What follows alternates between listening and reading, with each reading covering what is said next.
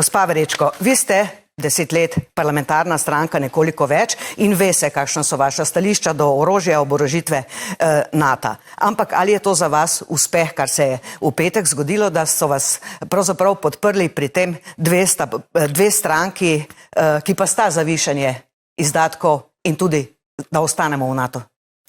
Ja, za nas v vsakem primeru je to pomembno in pozdravljamo odločitev Državnega zbora, da gremo na referendum in da se pogovorimo o tem, koliko kot država si želimo dati za obrambne izdatke. Po mnenju Levica, in zato smo tudi dali pobudo in zato si prizadevamo že 12 let, odkar smo v političnem prostoru, je to preveč. Zavzemamo se tudi za izstop iz NATO in vsekakor smo edina politična stranka, ki nasprotujemo članstvu v NATO in nasprotujemo višjim izdatkom. Po našem mnenju je ključno, da se denar prelevi v stabilnost na področju socialne države. Če pa me sprašujete glede tega, na kakšen način se je to potrdilo, pa je jasno. Janez Janša bo naredil popolnoma vse, da pride nazaj na oblast. To je bil njegov manever, zato da nagaja koaliciji, zato da nasprotuje. Sam je na Twitterju potem že pozval, da naj se oddajo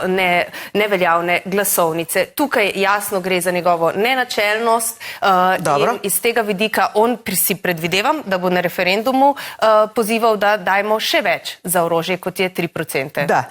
Gospod Prebilič, kako vi vidite petkovo dogajanje, tudi mini koalicijskih vrh ponedeljek, kjer so rekli, da je tista resolucija edina zaveza, torej do 3%, pa nič pogovorov, preden se je šlo na NATO o 5%, kako vi vidite to zgodbo? Mislim, to sago, žal je moram tako imenovati, ocenjujem zelo nespametno vodenje pravzaprav države in odločitve. Pravilno bi se moralo voditi na naslednji način. Januar je bilo že jasno, da bo Trump zahteval 5%, pa se ni zgodilo v Sloveniji nič. Potem se je čakalo na zadnji trenutek, potem se je sprejemala resolucija, potem se je sestala vlada na neki zanimivi seji in tako naprej. Skratka, premier je odšel praktično samo z blagoslovom vlade za tako pomembno odločitev, ki bistveno spreminja celotno podobo Republike Slovenije. Skratka, kaj pogrešam je najprej temeljita razprava med vsemi političnimi strankami Republike Slovenije, B, narediti je treba analize, kaj to pomeni pravzaprav za slovenski proračun, ker ne pozabimo, ko se pogovarjamo o izdatkih, to ni enkraten znesek, to je vsako leto znova treba zneske zagotavljati. In na koncu bi se morali vsi poenotiti tudi s državljankami in državljani. Če je bilo treba nekaj vprašati, to bi bilo prav vprašati prej. Zdaj bomo spraševali... No, se to me zanima, glede na to, da je resolucija potrjena v parlamentu. Če bomo zdaj spraševali, jaz ne vem, mogoče bo ministrica sama povedala, ampak jaz si težko predstavljam, recimo, da bi ljudje na referendumu se ne strinjali, že sprejeto resolucijo, ali bo parlament ponovno glasoval, ali bo zavrgal to glasovanje oziroma mnenje ljudi. Skratka, ena velika kolaboracija. Ja, govori se že, saj ni zavezujoč, torej se nekaj vpraša in ostane tako kot lanski posvetovalni referendumi, ki tudi še ni noben prelit.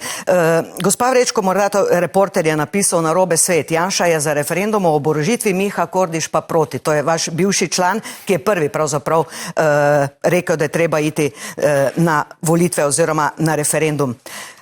Prvi smo vložili mi v parlament in to je bilo pred tem, ko je bila resolucija potrjena. Kar se nas tiče, bi seveda lahko vprašali in se o tem odločili pred samo potrditvijo resolucije. Resolucija govori o 3%, ampak tisto, kar pa zahteva od nas NATO in vsakič je vedno stvar proračuna, stvar koalicijskega dogovora. Ampak zdaj bomo šli na referendum o teh 3%, ne o 5%. To sta 2 milijardi.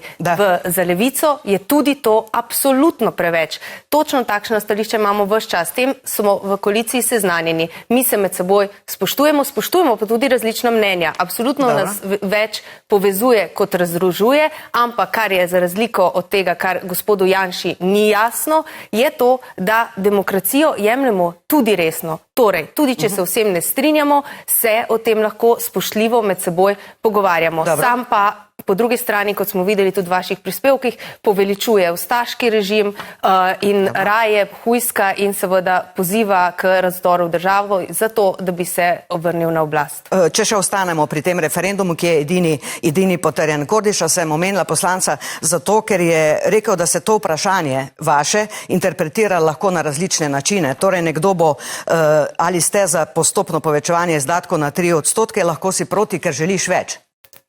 Kakšen bo odgovor? Torej? Jaz mislim, da seveda lahko razumemo tudi narobe, ampak glede na to, kako se pogovarjamo že danes, je to težko tako razumeti. Jaz mislim, da so 3% tudi z vidika stroke, če lahko se zdaj še na ta način vključimo v to razpravo, več kot dovolj oziroma zgornji plafon, če lahko tako povem. Ne. Se pravi, 2% resno potrebujemo, da vzpostavimo srednjo bataljonsko skupino, ki smo jo obljubili že pred 11 leti in s temi sredstvi to lahko zagotovimo.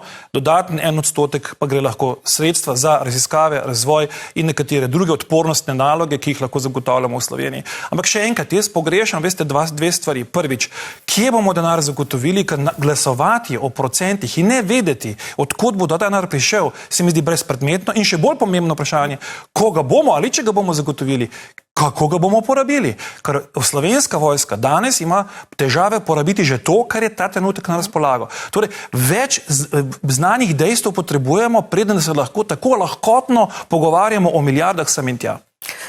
Torej, predsednik vlade oziroma Svobode je presenetil po tem glasovanju in napovedal, dobro, potem pa odločajmo o NATO. Boste vi, če bo ta predlog res prišel stranke Svoboda, boste vi v Levici podprli, sami nimajo dovolj glasov, da bi. Jaz seveda pozdravljam debato o NATO z državljani. 22 let smo približno od prejšnjega referenduma. To je bil moj prvi referendum, ko sem dobila volilno pravico in seveda sem bila takrat proti NATO, za Evropsko unijo, ostalo je enako.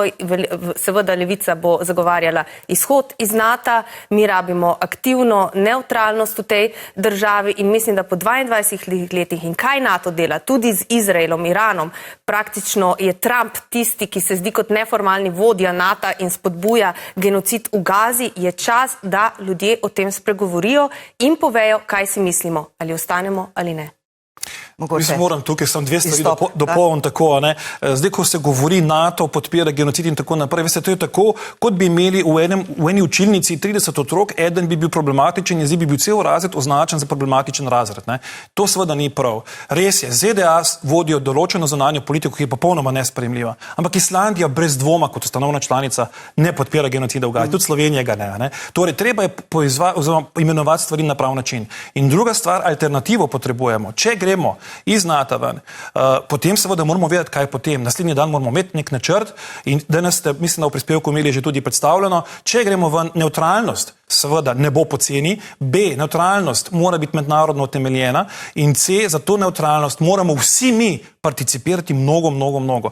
Ponovni vzpostavitev naborniškega sistema v Sloveniji mislim, da je velik zalogaj za vse državljanke in državljane. Torej tvegan predlog. Zelo tvegan predlog. Ampak ni nujno, da govorimo o naborništvu, imamo veliko neutralnih držav in praks. Ključno je, da je to politična odločitev, da se moramo pogovoriti o tem, kakšna država želimo biti, voditi miroljubno politiko, se pogovarjati o aktivni neutralnosti in doseči glede tega družbeni dogovor, politika, ljudje in pa tudi seveda Slovenska vojska. In tukaj bo Levica, kakor zdaj kaže, na drugi strani bo Svoboda, bo SDS, Nova Slovenija, vi pa proti temu.